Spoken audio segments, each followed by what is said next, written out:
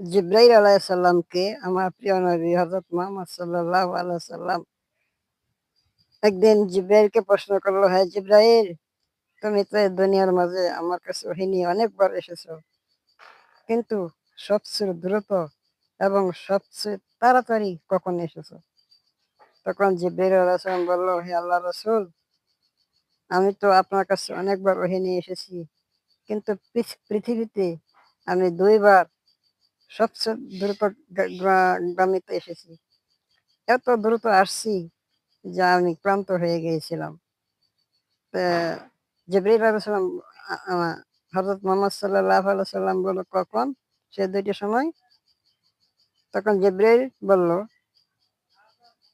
যে, ইয়াকুব আলাইহিস সালামের ছেলে ইউসুফ আলাইহিস সালামকে যখন তার ভাইয়েরা অন্ধকার কূপের মধ্যে ফেলে দিল, তখন আল্লাহ বলল, "হে জিবরাইল, আমার ইউসুফ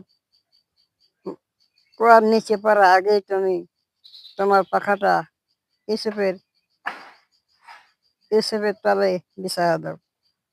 তখন সিদরাতুল মুনতাহায় জিবরাইল আলাইহিস সালাম ছিল। তখন আল্লাহর হুকুমে এত দ্রুত ৬০০ পাখা একসাথে তখন অ্যা ৬০০ পাখা একসাথে ছেড়ে দেয়। তারপর এসে ইউসুফ আলাইহিস সালাম কূপের নিচে পড়ার আগেই আপনার আল্লাহর হুকুমে ইউসুফ আলাইহিস সালাম আর মাটিতে পড়ে নাই। জিবরাইল আলাইহিস সালামের পাখার মাঝে তখন পাখা দিয়ে তাকে হেফাজত করে। দ্বিতীয়বার আবার জিজ্ঞাসা করল, "দ্বিতীয়বার কখন আসছো?" তখন জিবরাইল বলল, "হে আল্লাহর রাসূল, আমি দ্বিতীয়বার আসছি যখন ইব্রাহিম আলাইহিস সালাম ইসমাঈলকে মিনার মাটি কুরবানির জন্য নিয়েছিল। তখন আল্লাহ রাব্বুল আলামিন বলেছিল, 'হ্যাঁ জিবরাইল, তুমি একটা দুম্বা নিয়ে যাও।' তখন এত দ্রুত আমি দুম্বা নিয়ে আইসা ইসমাঈলকে সরাইয়া ওই ওইখানে আমি দুম্বাটি রেখে দিয়েছিলাম। আল্লাহর হুকুমে দুম্বাটি কোরবানি হয়ে যায়।